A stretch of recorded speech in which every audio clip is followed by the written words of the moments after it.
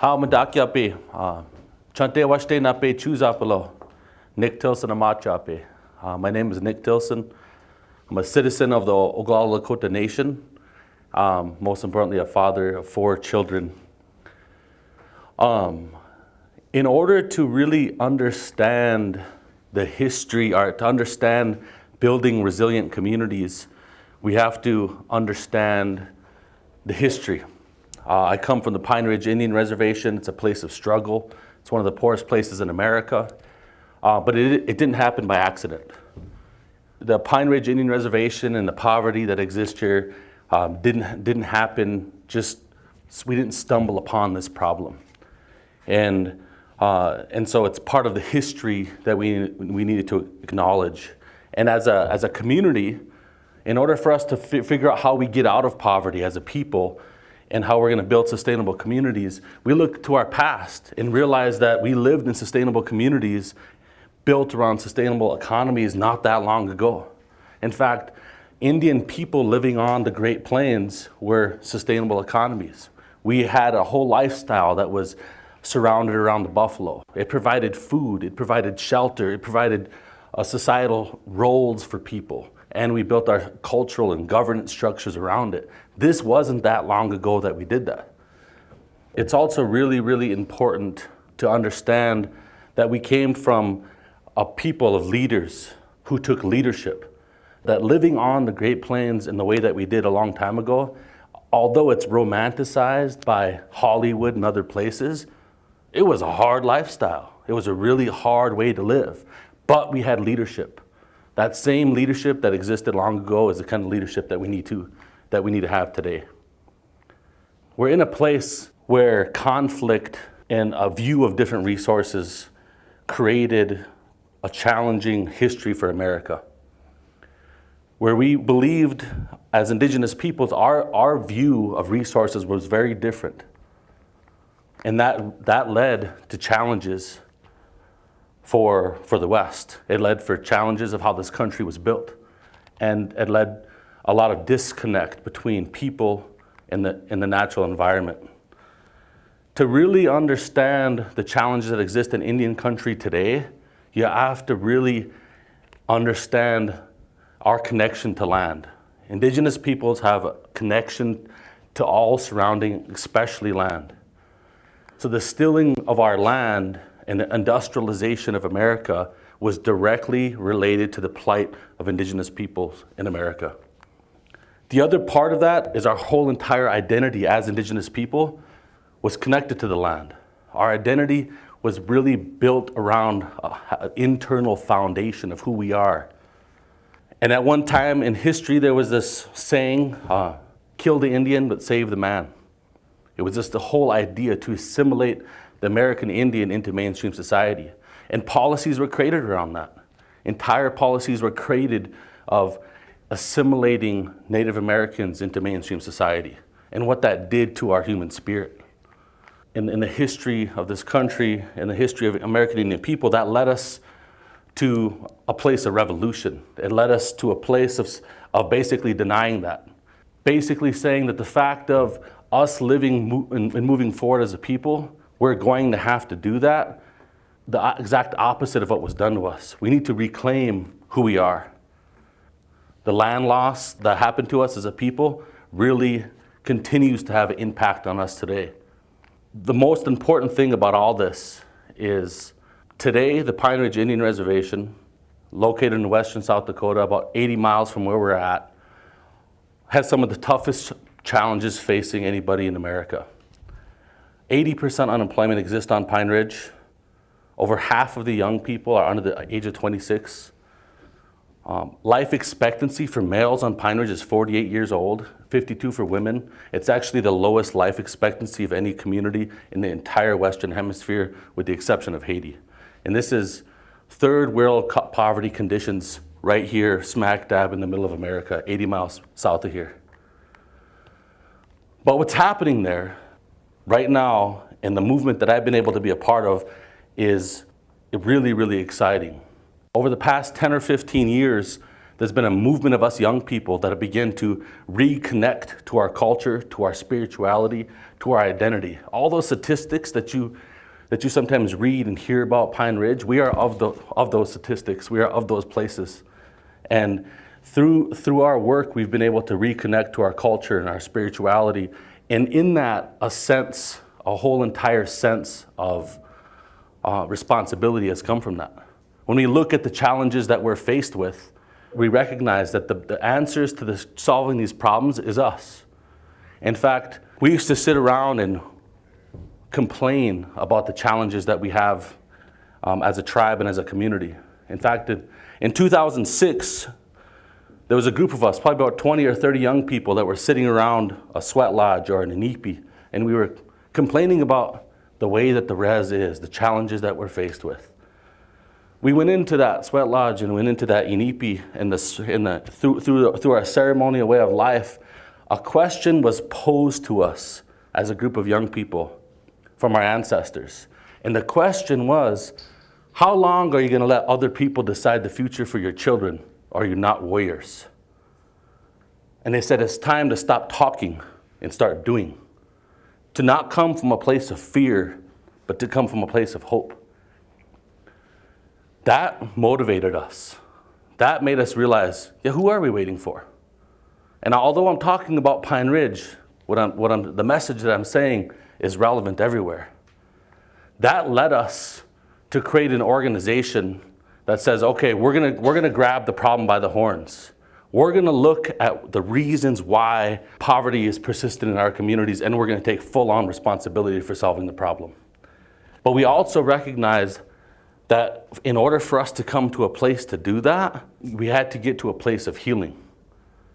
And that's what when we talk about culture, identity, ceremonies, these things created healing for us to then take responsibility. Because a lot of our people and indigenous peoples in America have been broken. In fact, I would actually argue that a lot of America has been broken for a long, long time, not just the American Indian people. And so we started talking about regeneration and resilience, that doing work in economic development based on regeneration, based on resilience, is as much about as healing the human spirit as it is as creating green buildings. What this eventually led to is a process of engaging our community members. Just to give you an example, a few years ago when we were doing community engagement processes on Pine Ridge, there was a room, probably as much people that are in here, and we had stakeholders, and we had elected officials, and we had youth, and we had elders. At the end of that session that we had, I had a grandma come up to me, 92 years old. She shook my hand. She said, "Grandson, that was the best meeting I ever went to in my life." And I said, "Why is that? Why is that?" She said, "My whole entire life, nobody ever asked me what I wanted for my future. My whole entire life, nobody ever asked me what kind of jobs that I wanted, what kind of housing that I wanted. Nobody ever asked me that." She's 92 years old, lived her entire life on the Pine Ridge Indian Reservation. That was shocking to me, because then I really realized what we're doing. What we're basically saying is a top-down approach that created the problems that exist in our community, that those days are over. That those solutions, they were never solutions. Those strategies created and perpetuated the problem. And that this movement of reclaiming who we are also has huge ramifications when it comes to policy, the way resources enter in our community. And when we become empowered and take full-on responsibility, that we change the entire dynamic. Unkie in our language means we. And our goal has always been that we are better together. This process of engaging the community has led us to a huge vision. A vision of creating a planned community on the Pine Ridge Indian Reservation with the highest goals of sustainability than any other community in America.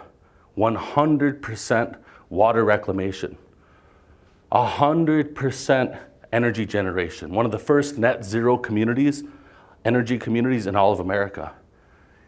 at ground zero for poverty in America. This development is about housing, community, healing, education, about designing the kind of communities that we want to live, and our ideas of tomorrow being actually implemented today. These ideas didn't come from architects. They didn't come from engineers. They came from the young people on Pine Ridge. They came from the elders on Pine Ridge. And by combining those ideas with our designers, we have created a design that we believe is going to transform not only Pine Ridge, but it's going to transform the world. And throughout this process, so many people told me, that's a great vision. That's a good idea. But your vision's a little too big, Nick. You're a little too all over the place. And every single time, 100% of the time, our answer was, that's just not true. That our vision has to be at least as big as the challenges that we're faced with. At least as big. And that's anywhere in the world.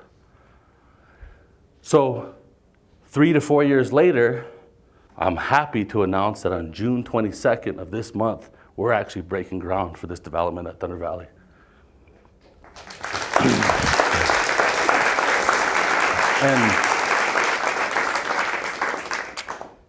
And it's because our commitment to process that we have arrived at this solution.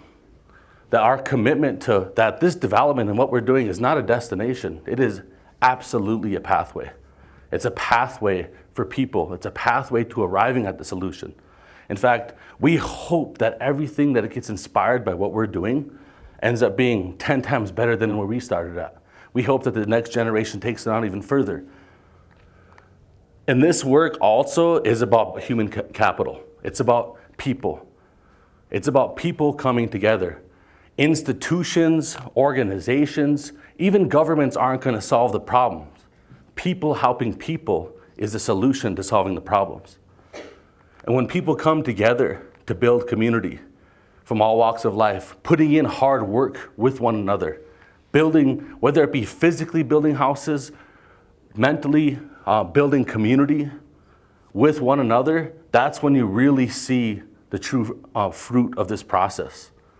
That's what we're doing on Pine Ridge. We really are a community of young people that have come together who said that we're going to take charge of our future and that we're going to build a community and we're going to tackle climate change through design. And we're going to do that because it's simply what's needed. It's a responsibility that we collectively have as a people.